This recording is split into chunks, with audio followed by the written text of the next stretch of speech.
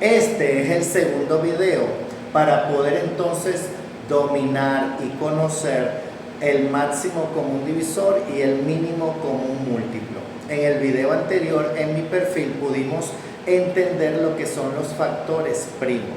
Ahora, vamos a saber cuándo se utiliza cada uno de ellos o cuándo ellos son los múltiplos o los factores de una cantidad. El primero, el 2, como factor primo, tiene una regla que se llama de divisibilidad y es todo número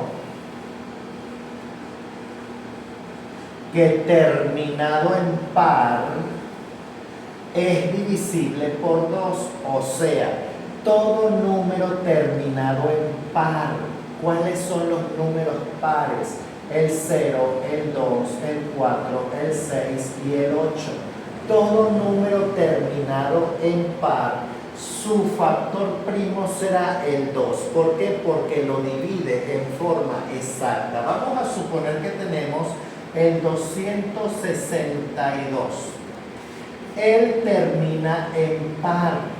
Por terminar en par, tiene una mitad exacta. Y si le sacamos la mitad exacta, sería 131. Eso significa que su factor primo es el 2.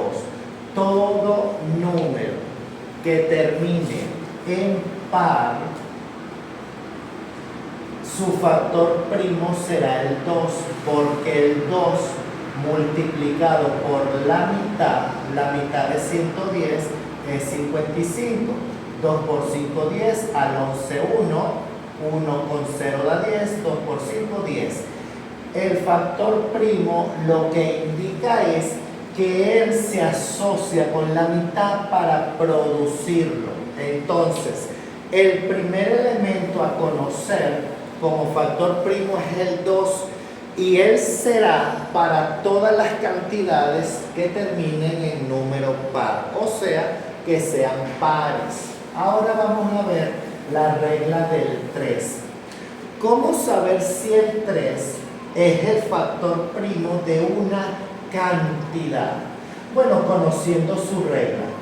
La regla para este factor primo dice, este símbolo significa suma, sumatoria. Entonces, para abreviar, digo, cuando sumemos la sumatoria de las cifras que lo componen y de múltiplo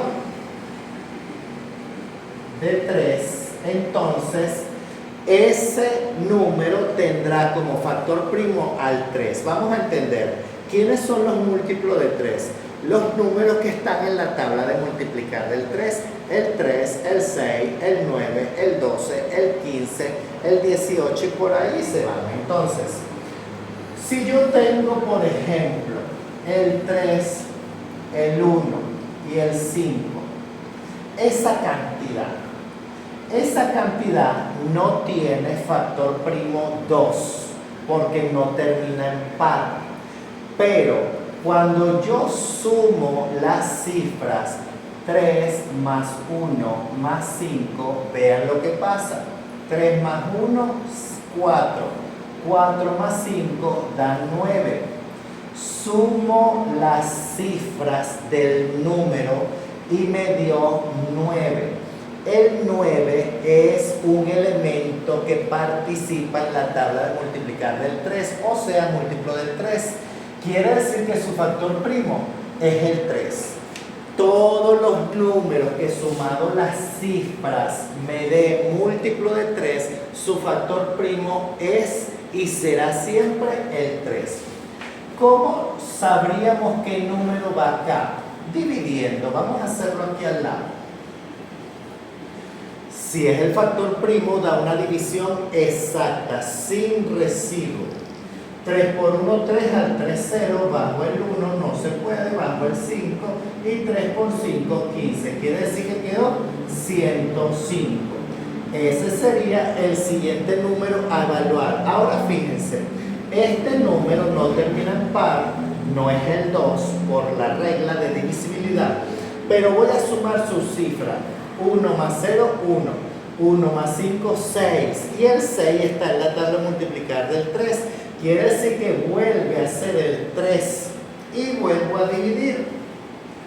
Entonces digo 3 por 3, 9, al 10, 1, bajo el 5, 3 por 5, 15, me dio 35.